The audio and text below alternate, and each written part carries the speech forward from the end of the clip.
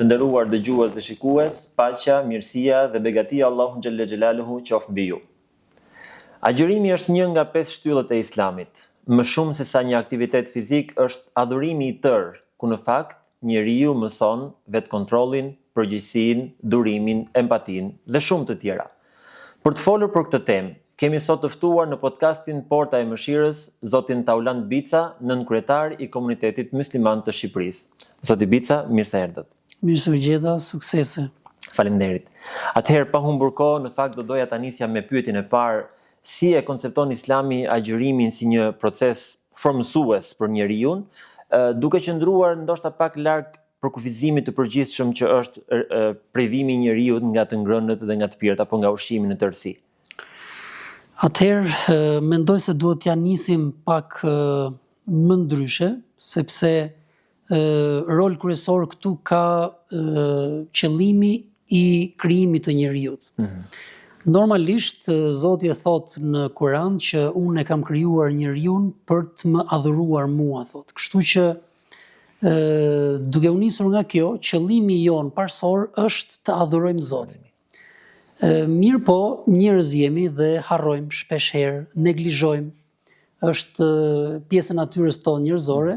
Dhe Zoti ka vendos disa stacione, le të themi, përkujtuese për njeriu, siç janë 5 vaktet e namazit, që brenda ditës na e kujton 5 herë këtë qëllim madhor që ne kemi, siç është dita e Xhuma, një herë në javë, po kështu është edhe muaji I Ramazanit, agjërimi, pra nga 12 muaj që kemi në dispozicion, një muaj të tërë Zoti na rikujton ne qëllimin kryesor.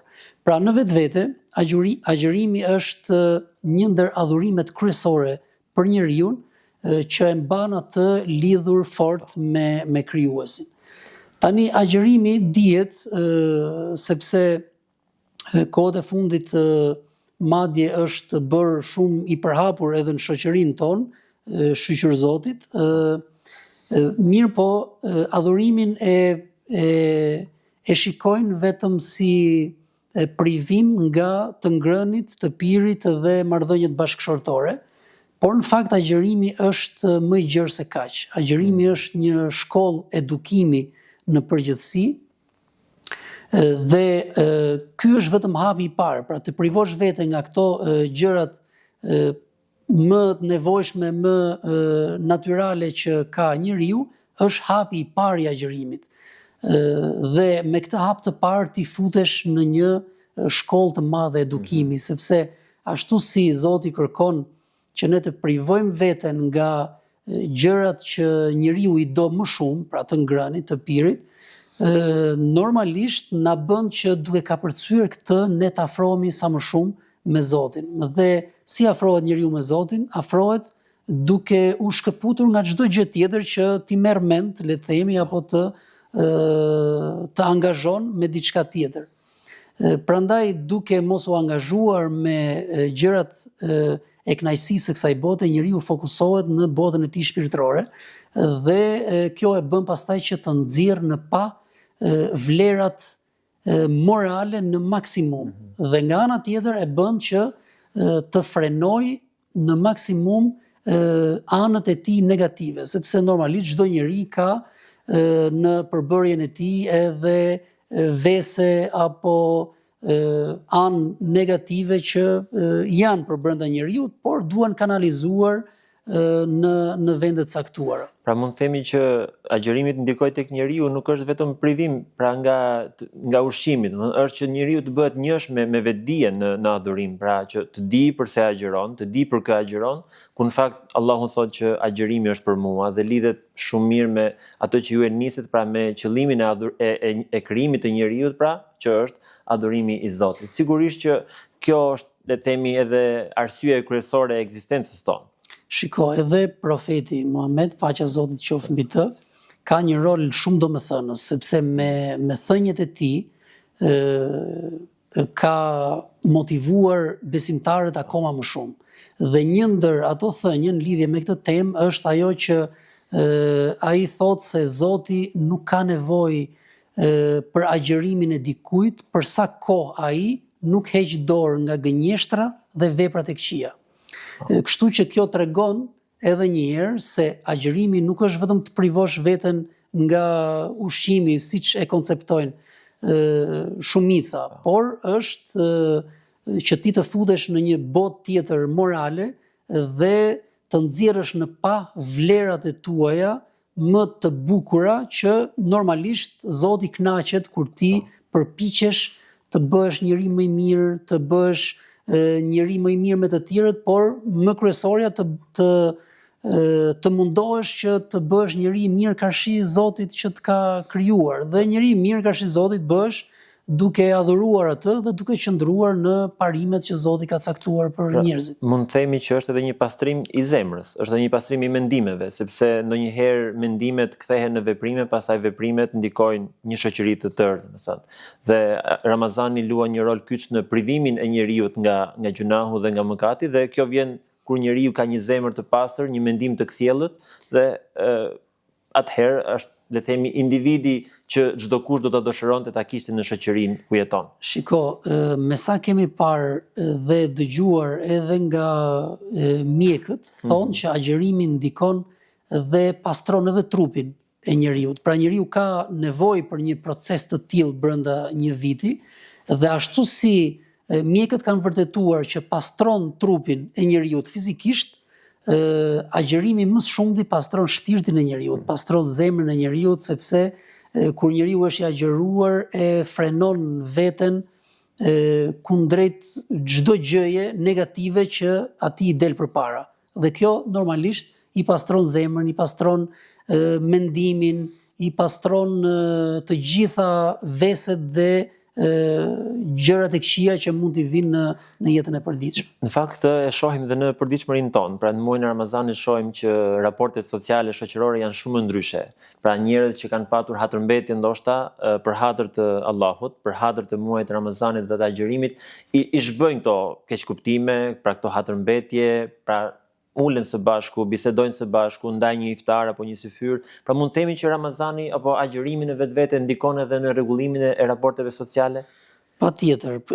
Normalisht kur shikojmë adhurimet që Zoti ka caktuar për njeriu, të gjithë këto mënyra adhurimi, siç kanë anën individuale, kanë edhe anën shoqërore, më të gjerë. Pra çdo adhurim që ne të marrim, i shikojmë që janë adhurime që bëhen në mënyrë kolektive, siç është namazi që falet bashkë me njerëzit në xhami, siç është muaji i Ramazanit, namazi i teravive që grumbullohen mira njerëz dhe normalisht kjo i jep atmosferë. Pra adhurimet në vetvete kanë anën individuale, por kanë edhe anën kolektive dhe normalisht shërbejnë për përmirësimin e individit, por shërbejnë edhe për përmirësimin e mbar shoqërisë.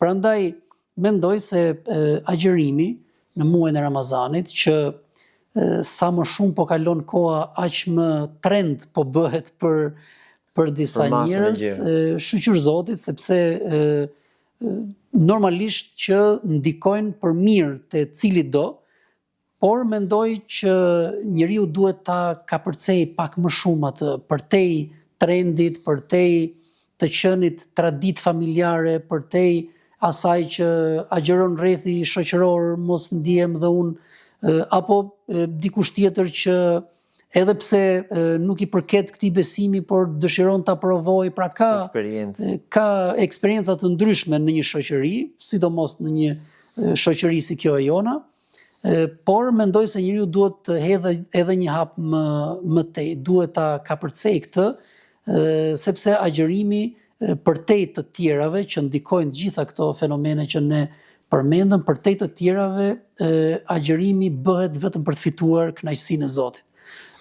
Nëse bëhet agjërimi sepse Zoti më ka urdhëruar, atëherë ti bashkë me këtë përfiton dhe shumë dobi të tjera, si nga ana personale, po ashtu edhe nga ana shoqërore, sepse nga ana personale ti forcon karakterin tënd, bëhesh një njeri që nxjerr në pa virtytet dhe frenon veset e këqija, nga ana tjetër ti bëhesh më solidar me njerëzit, bëhesh më i qeshur, sepse agjërimi është një moment nga agimi deri në perëndim të diellit që njeriu gjithmonë e konsideron veten duke adhuruar Zotin. Pra siç jemi në një 5 minutësh në namaz që ne adhurojmë Zotin, kur është muaji i Ramazanit, njeriu nga agimi deri në perëndim të diellit është në adhurim.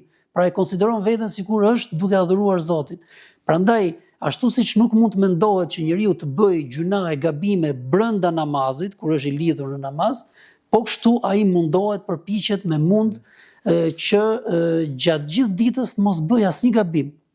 Gabim karshi Zotit, por mbi të gjitha dhe gabim në relatat, në marrëdhëniet që ka me njerëzit. Prandaj shikojmë që në Ramazan, sidomos besimtarët, pra agjëruesit, janë më të qeshur, janë më solidar, janë më human me njëri tjetrin, sepse njeriu don që në Ramazan të gëzoj veten, të gëzoj Zotin, por të gëzoj dhe të lumturoj edhe njerëzit që ka përreth, sepse synon të përfitoj sa më shumë nga mirësitë, nga sevapet që Zoti ka përgatitur për të. Me fjalë të tjera, këto janë edhe disa përfitime që agjëruesi i merr, pavarësisht se ai synon kënaqësinë Allahun xhaleshanuhu, por Allahu duke qenë bujar i jep atij mundësinë pra që me një adhurim që ai bën të marrë shumë përfitime, pra që janë edhe në aspektin individual, por edhe në atë kolektiv, e mbi gjitha pastaj, domethënë e lartëson besimtarin.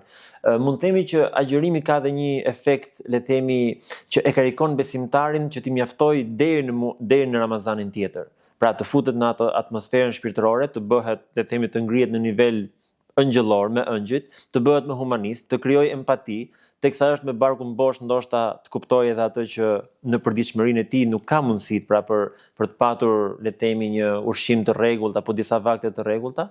Prandaj e kryen më së miri ndoshta atë efektin e edukimit të njeriu, dhe profeti alayhi salatu selam thotë që mirë për atë që i vjen agjërimi, pra vjen Ramazani dhe kur del prej tij del siç ka hyrë, pra pa gjunahe të falura, pa adhurime të pranuara, dhe kjo pastaj është pak e rëndë ndoshta.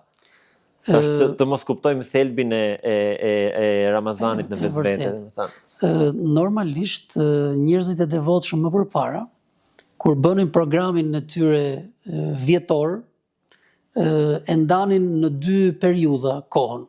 Periudha përgatitore për Ramazanin dhe periudha pas Ramazanit. Kështu që normalisht Ramazani është një muaj ndër 12 muajt e vitit që shërben për njeriu të fusë në një kornizë, në një disiplinë kohën e tij vjetore. Dhe kjo tregon se ky muaj, kjo periudhë kohore është një periudhë shumë e rëndësishme për njeriu. Prandaj njeriu duhet ta shfrytëzojë në maksimum këtë.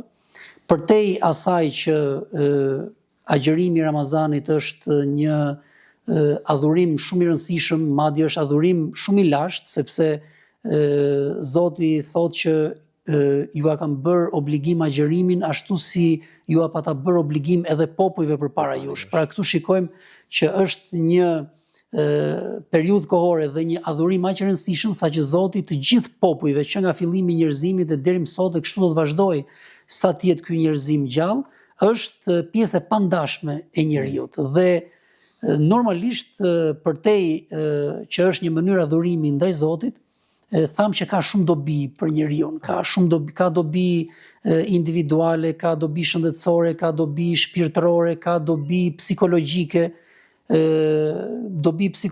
Për shembull, çdo kush që agjeron, ta mendoj, ta shikoj, ta studioj veten e vet se normalisht në muajin e Ramazanit kur agjeron, sikur kompletohet më shumë, rehatohet psikologjikisht dhe shikon që është në një atmosferë me të vërtetë që nuk e ka paskaluar në muajt e më përparme.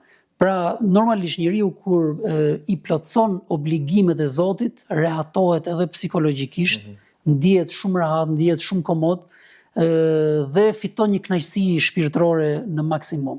Por nga ana tjetër, agjërimi e ngren njeriu në një nivel engjëllor, siç e cekët edhe ju, sepse e përmendëm edhe më sipër që njeriu e konsideron veten në adhurim dhe gjithmonë mundohet ta frenoj veten. por nga ana tjetër e bën dhe më shumë bujar, e bën dhe më shumë humanist. Profeti alayhis salam për shembull ishte njeriu më bujar ndër njerëzit e kësaj bote, por në muajin e Ramazanit bujaria e tij arrinte maja, domethënë.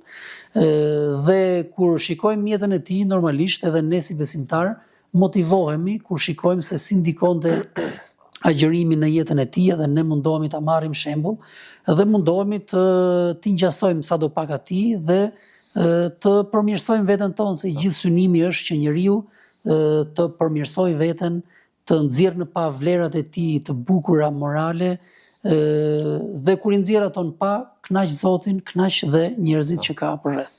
Pra, kthejmë dhe një herë tek ajo me të cilën ju e nisët, njeriu është krijuar për të adhuruar dhe kur adhuron, ai plotëson vetveten. Domethënë dhe agjërimi është një nga mundësitë më të mira.